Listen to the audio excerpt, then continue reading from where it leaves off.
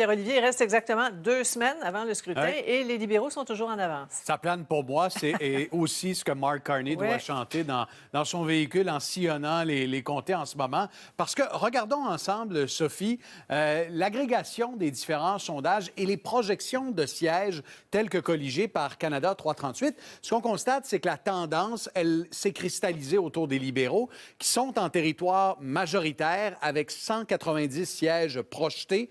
On n'oublie pas que ça en prend 172 pour entrer en zone majoritaire, 124 pour les conservateurs. Donc, vous voyez, le potentiel de gain est assez limité. Le Bloc québécois qui perdrait des plumes s'il y avait une élection à l'heure actuelle, et le NPD également.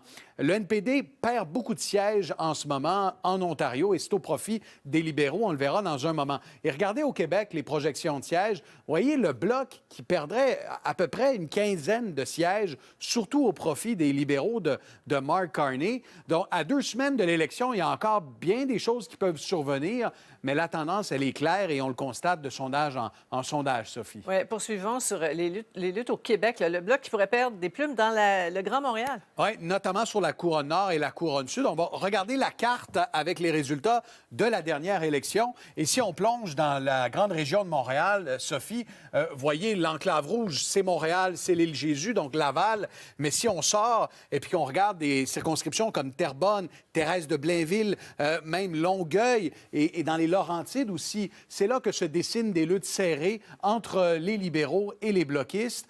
Faudra voir à quel point les libéraux seront en mesure de faire des percées autour de Montréal le soir de l'élection. Ouais. Les conservateurs, eux, font du surplace et ça s'annonce difficile pour eux dans le Grand Toronto. Oui, si on prend un vol puis on s'en va dans la grande région de Toronto, vous reconnaissez cette enclave rouge libérale dans le Toronto, une trentaine de sièges, 3,5 millions de citoyens électeurs et cette muraille d'un bleu foncé qui est le bleu conservateur. Ce que veut Pierre Poilievre, on le rappelle, c'est faire une percée dans le 905 dans le Grand Toronto. À l'heure actuelle, selon les sondages, les libéraux seraient en bonne posture pour conserver la quasi-totalité de cette enclave libérale, ce qui est de mauvais augure pour Pierre Poilievre. Et ce qui sera d'autant plus intéressant, c'est de surveiller la réaction de l'électorat dans le sud de l'Ontario. Vous voyez des comtés conservateurs en bleu foncé, quelques comtés également du NPD et des libéraux. Ce sont des comtés touchés de plein fouet par la guerre tarifaire. C'est là où se trouve le secteur manufacturier, le secteur automobile, des enjeux avec la guerre tarifaire